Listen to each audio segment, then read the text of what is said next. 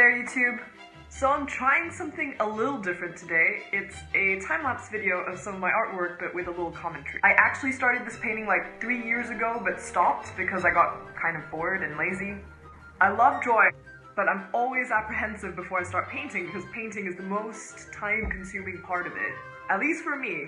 And going from like something that could be considered a finished piece of artwork, line art, it goes right back to being a huge mess for a really long time before, you know, it looks like a finished piece again. But anyways, The Adventures of Tintin. I think for every kid growing up in a French-speaking household, Tintin is a pretty formative childhood experience. As a kid, we used to have the comic books at home, and with my cousins we used to watch the animated series on TV. I actually didn't really start to, really appreciate Tintin until I was a teenager. Once puberty hit, my brother and I had some very different ideas about what we wanted to watch on TV. But funnily enough, on Cartoon Network, they were still doing reruns of The Adventures of Tintin. And this was one of the few shows both of us could agree on. Even as a teenager, the mystery-adventure format of the show still held up. And it's very much this adaptation that I kind of have fond memories of, much more than the comic books themselves. More on those later. The Adventures of Tintin fell very much in that same vein of exploration, adventure / mystery stories that I really loved, like The Real Adventures of Johnny Quest.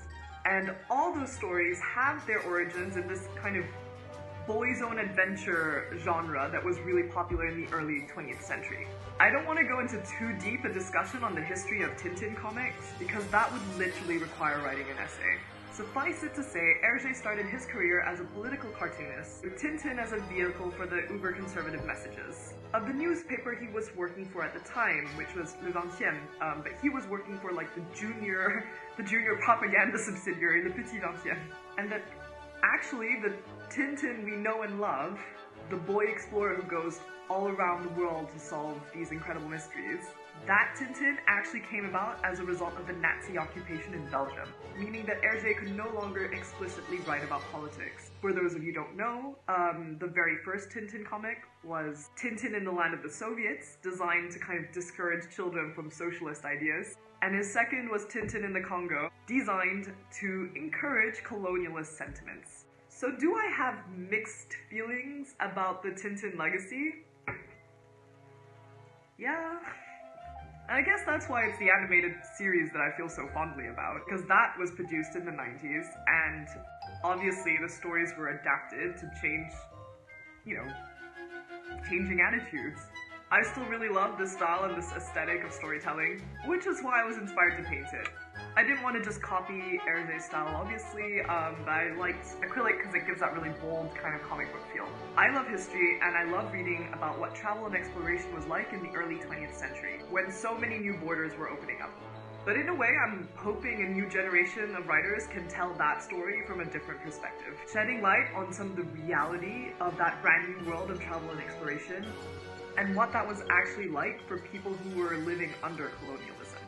In the early 20th century, the message was pretty clear. Adventure and exploration was for you if you were a boy of a certain background.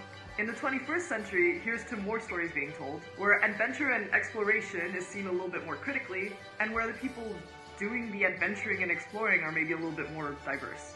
As for my brother and I, we obviously still love adventure and exploration shows, as our favorite TV show to watch together today is Anthony Bourdain's Parts Unknown. So, did you ever watch The Adventures of Tintin? Are there any childhood faves you have mixed feelings about, now that you understand the sordid history? Post your thoughts in the comments below. See ya!